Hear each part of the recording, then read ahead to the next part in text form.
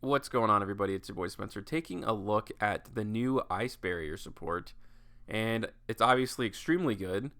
And the new synchro, okay, it is good for sure, but the only problem is like it is a little reactionary. And the worst problem is that it is not an ice barrier card. So the most important ice barrier in the main deck, well, floodgate wise, is going to be the warlock, and it needs to have another ice barrier on the field. So you can't just like have the synchro and then bring him out.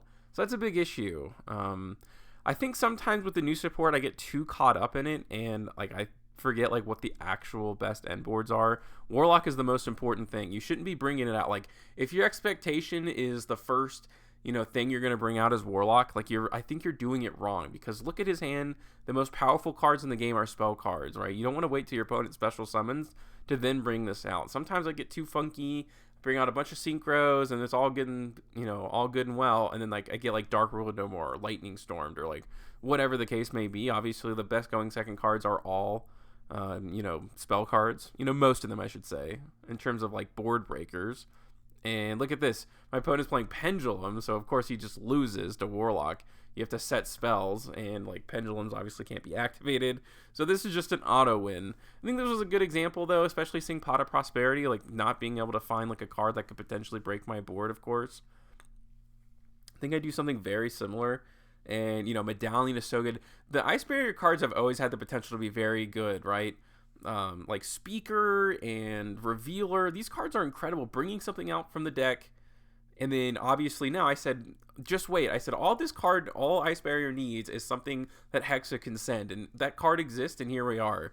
The deck is on a completely new level. This new tuner is very, very good. You can bring it out, and you can get really creative with some of this stuff. And this is a pretty good end board right here, right? My opponent can't activate spell cards.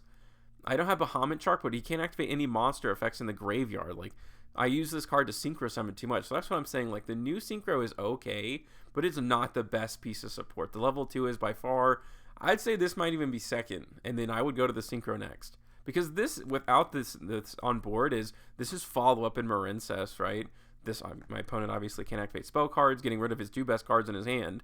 And this card can't activate monster effects in the graveyard. So this Bigfoot actually can't even get rid of the Warlock if he wanted to. And I can take care of any normal summon that he has. And then I also had Imperm, so that's where I didn't really, prioritize like going into Bahamut Shark or anything like that. He's going to set and he's going to scoop. And you're going to see here, like some of the other tech card and tech choices that I do, this is a little bit specific, and I guess this is why the new level 2 is so good. Because by itself it's actually just a play. Normally like before, this did absolutely like nothing at all, and now you can do some really wacky stuff. I contribute, go into some tokens, and why I said I think I'm barely scratching the surface is because this mirror magic searches any Ice Barrier card, and there's one that you can tribute Ice Barrier monsters and then special summon from the deck the same number with different names, but she summons 3 tokens. The card that she searches to tribute a bunch to bring out, she can get out 3 bodies from the deck. So that's why I think I still have like a long way to go in terms of like figuring out what the best card combinations are here. But yeah, my opponent, obviously in this case, he did special summon twice. He did have 2 very very powerful cards here, obviously. And this floats. Like again, the new synchro is pretty good, okay? But it's just, I think that it shouldn't be the only thing that you do. It should be like the main focus of your end board. Because again, this obviously can float, which is fantastic. This is going to search. I think I'd messed up in the ordering of which I brought these things out, but yeah, I mean, this is obviously like covers a lot of bases here. Okay, let's go to this game, I think, against Makenko. I'm not going to show too much because I genuinely feel like I'm going to have like another evolution, or I'm going to like really tighten this list down and like figure out what the best kind of end boards are. Just because, yeah, it gets tough because the new level 2 with the tokens, like you want to bring out the most amount possible, but it does lock you into water synchros. So you also like want to do plays before, but you also want to like free up your zones. It's like very difficult to max out and like really get the most out of your resources. And it's like, that's why it makes the deck so fun. Ice Barrier is an incredible card now, especially because of the synchro, and also because of this. I mean, this card can search you any level 5 or higher water monster, and all of them have like incredible effects. The new tuner, of course, is good. Abyss Shark is an incredible card.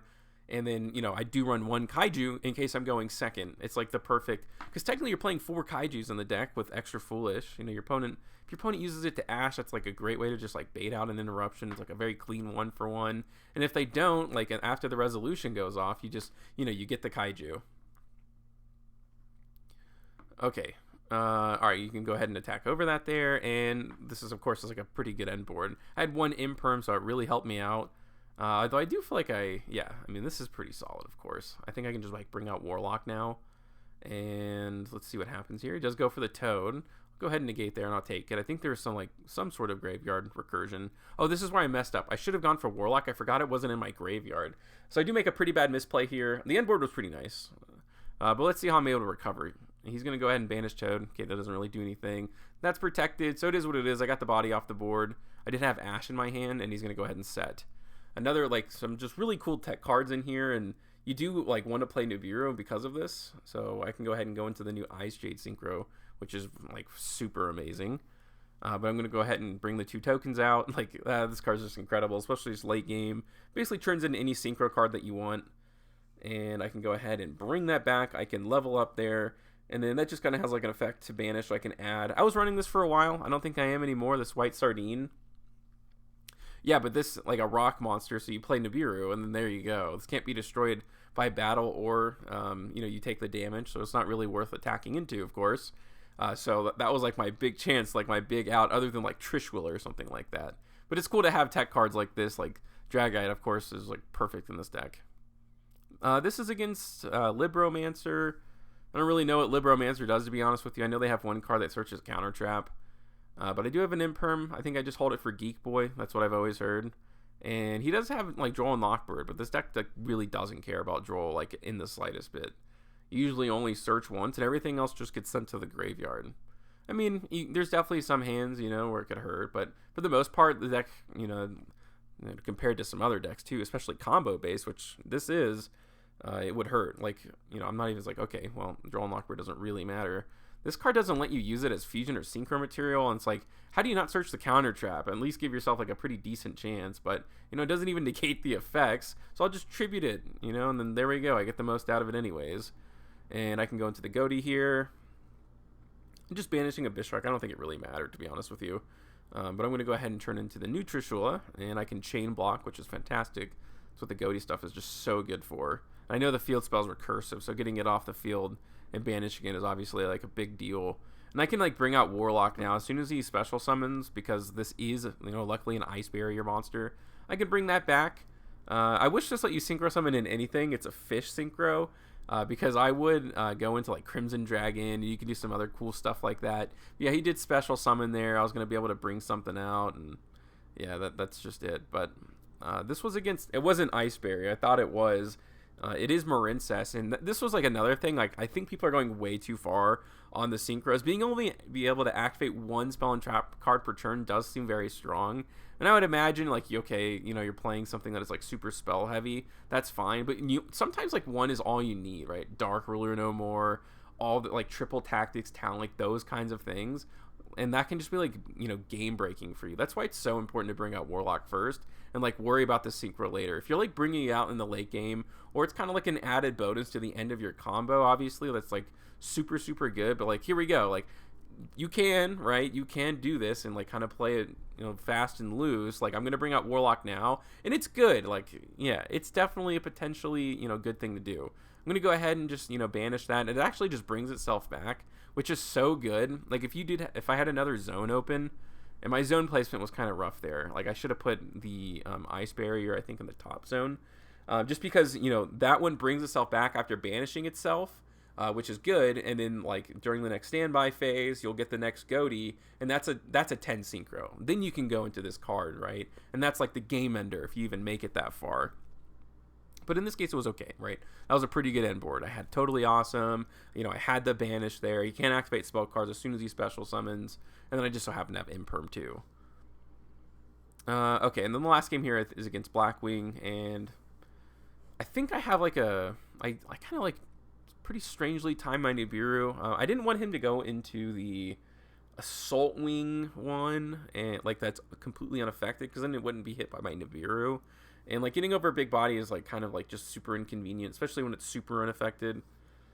Okay, so he's going to go ahead, do some stuff. And I think like the Nibiru actually does work against Black Whirlwind, if I'm not mistaken, because it has to have the attack on the field, and I guess at resolution of Nibiru, the monster's not there anymore. So let's see, I'm pretty sure he doesn't get to add here. That was a well-timed Nibiru for sure, because he would have gotten 2 more cards to his hand. I don't know. I guess maybe I could have just waited till the exact end. But like I said, I think he would have had the really good one, the armored. Yeah, it's kind of inconvenient to have Nibiru as like one of the bad things, because you really do need only waters on the field. But okay, I'm going to go ahead and go into Mariscus Coral. But it is cool, right? I can go into Zelantis. I should not have activated this effect, by the way. The Zelantis requires effect monsters, and that was my fault. But he is going to destroy all the cards on the field, which essentially does the same thing anyways. I was going to banish them all. Actually, he really shouldn't have done that, because then he still would have had Whirlwind. But okay. You know, Foolish Bear off the top, but like I had so many. Like I had a pretty weird opening, I think. And like Medallion I could have gotten off the top. Foolish Barrow Goods, obviously, you just saw there. Like there was like tons and tons of. I could have just like straight up open Revealer, of course. There were a lot of good cards off the top. And then obviously, you know, at this point you're kind of off to the races. I can go into Dragite. And this is where it gets kind of weird, and this is where maxing out. Like, I probably could have gone for the Abyss Shark at some point and then, like, synchroed with it and gone into a high-level synchro, like the big Ice Barrier one or something. That's kind of the difficult part for sure. But, like, having Toad and everything, I think, is just, again, better than these, like, big synchro boards. And, like, the new support really helps you do that. But in any case, that's, like, my first round of testing when it came to the Ice Barrier support. What are you guys doing with the deck? What do you think of the way I'm playing it? Let me know what you guys think in the comment section down below. Other than that, that's going to do it for today's video, and I will see you guys next time.